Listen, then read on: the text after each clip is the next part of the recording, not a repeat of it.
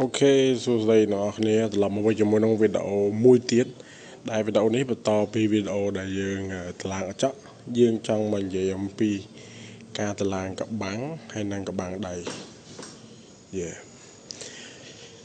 ចំពោះកបាំងដៃនេះយើងនេះមកមើលវីដេអូមុនយើងប្រាប់វាមានតំណតពីចេះរត់មកនេះតំណ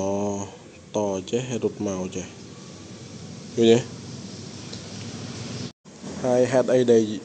ដែលយើងដាក់អញ្ចឹងគឺយើងអាចដាក់យកវាមកដាក់ផ្ទាល់ទៅនេះបានទេពីព្រោះតែវាខ្ពស់ពេកនៅពេលដែលដាក់ផ្ទាល់នៅទៅហ្នឹងអានេះវាខ្ពស់ពេក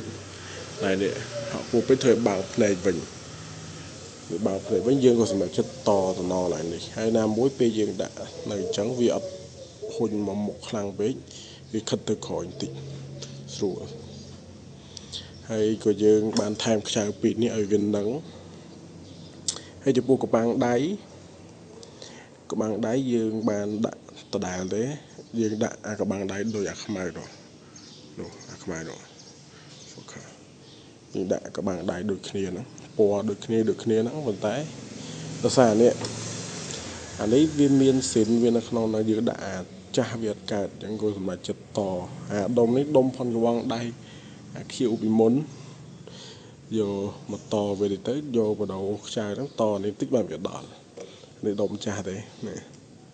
ឲ្យរត់អានេះមកចាប់ចេះមកប៉ុណ្ណឹងអប្រាវហ្នឹងមើលសម្រស់ពីមុខ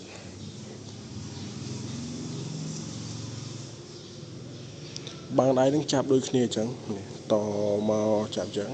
ទៅមើលអាខ្មៅវិញវាមានបដោវាធំត្រូវវាមានបដោដល់ក្នុងហើយតមកតែប៉ុណ្្នេះទេអានេះដាច់ផ្សេងនេះផនណាកបាំងដៃនេះវាតលឹបអញ្ចឹងអាហ្នឹងដោយសារខាងក្នុងនេះវាប្រហោងវាមានអីនេះដល់ពេលអានេះខាងក្នុងវាចិត្តវាមានខ្ចៅមួយតង់ទៀតយើងធ្វើឲ្យអត់កើតយើងក៏សម្រាប់ចិត្តដាក់អានេះស៊ីនទៅដែរហើយតនេះមកកង់ណាមួយវាតអញ្ចឹងវាធ្វើឲ្យដៃយើងវាអត់ទៅវែងជាងមុនផងមិនអីទេហើយវីដេអូហ្នឹងមានតែប៉ុណ្្នឹងទេចាំជួបគ្នានៅវីដេអូក្រោយទៀតអរគុណ